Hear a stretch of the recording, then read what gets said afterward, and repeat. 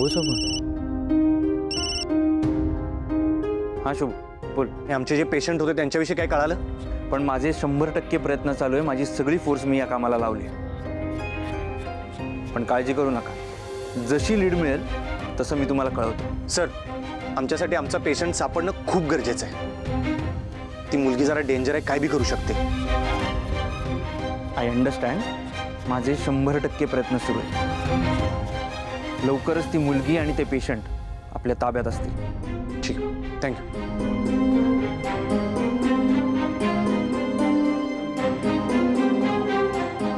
मुलगी नाही सापडली, पण त्यांनी सगळी यंत्रणा कामाला लावली.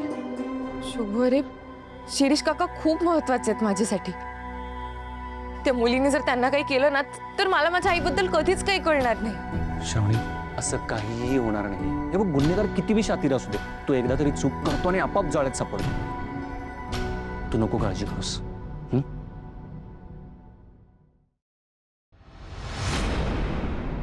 इथे काही प्रॉब्लेम तर नाही होणार आहे ना?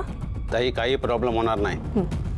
एक गोष्ट लक्षात ठेवा, हा माणूस या खोलीच्या बाहेर जाता कामा नये आणि या खोलीत कोणीच बाहेरचा येता कामा नये. तू काही काळजी करू नको, इथं कोणी बी येणार नाही. पण वैशाली, तू या माणसाला इथं का आणलेस? आणि ह्यो माणूस आहे तरी कोण? मी सध्या सगळ्यांसमोर एक्सपोज झाली आहे आणि त्या घरात माझा घुसायचा मार्ग बंद झालाय आणि माझ्याकडे आता फक्त एक मार्ग उरलाय आणि तो म्हणजे हा, शिरीष घाणेकर.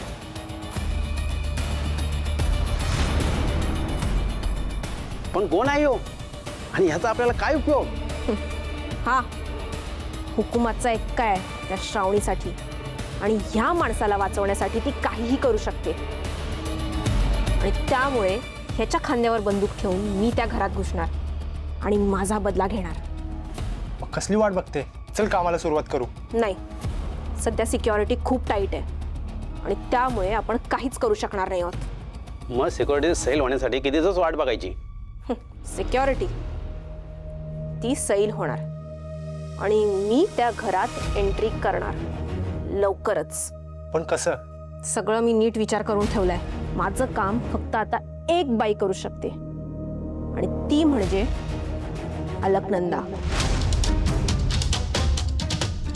ही सध्या आता दिल्लीला गेली आहे, पण जोपर्यंत परत येत नाही आपण काहीच करू शकणार नाही आहोत. आणि मला तिच्यावर पूर्ण विश्वास आहे की जेव्हा तिला त्या शिरीष घाणेकर बद्दल कळेल तेव्हा ती माझी मदत नक्कीच करेल,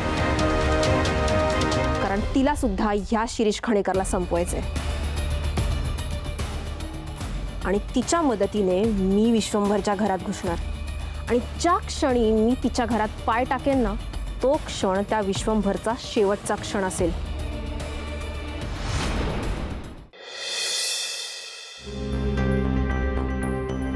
कारभारने अगं सोड की आता त्यो विचार बाहेर पडत्यात ना. अगं निस्तरलं की समजा तिथं कोणाची चूक आहे हे समजासनी कळलं ना, मग का अजून धरून बसली असती गोष्ट?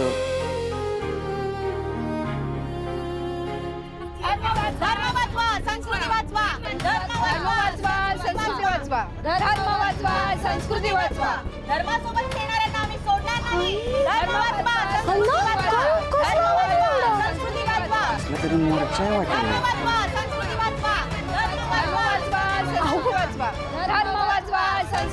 आपल्या घरासमोर कशा पाहिजे?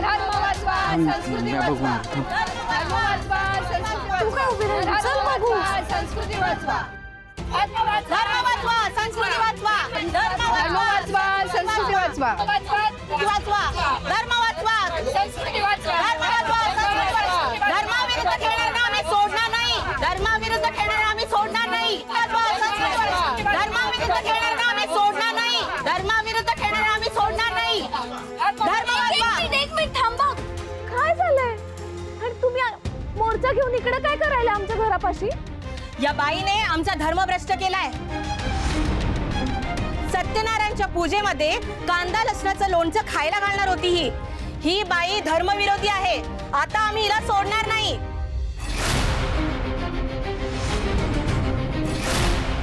अहो बघत काय बसलासा तुम्ही? जे करायला आलं ते करा की. या बाईला असंच सोडलं का नाही? परत तसंच वागेल. करा करा. स्वीटे काय बी काय बोलायलीस तू? बरोबर तेच बोलालोय मी. आता तुम्हा समद्यांना अद्दल घडणार आहे. करा तुमचं काम.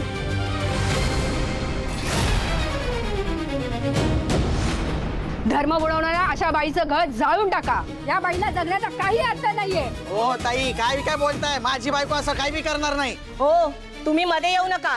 ती बाई आमची आज गुन्हेगार आहे. आम्ही तिला सोडणार नाहीये.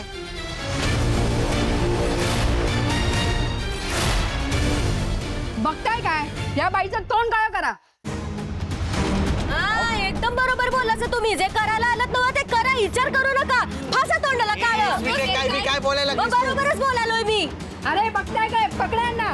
पकडा. मला पकडायचं नाही. थांबा रे, सोडकी.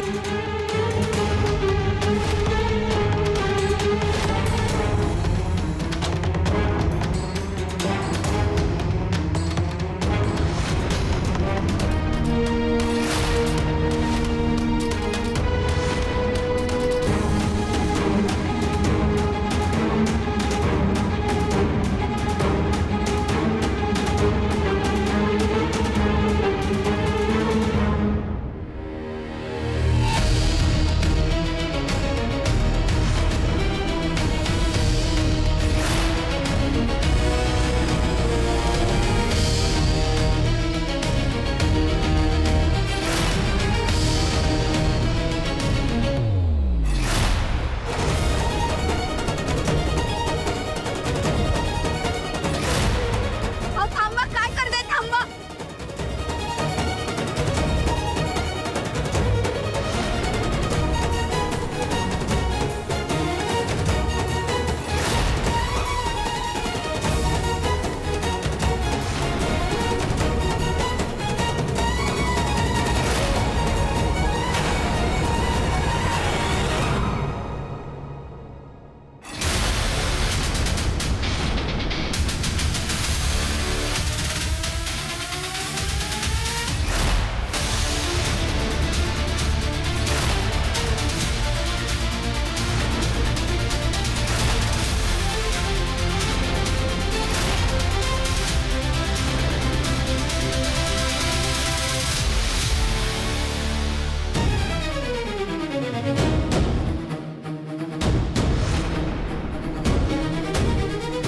खबरदार, काकूच्या अंगाला कोणी हात लावायचा प्रयत्न केला तर.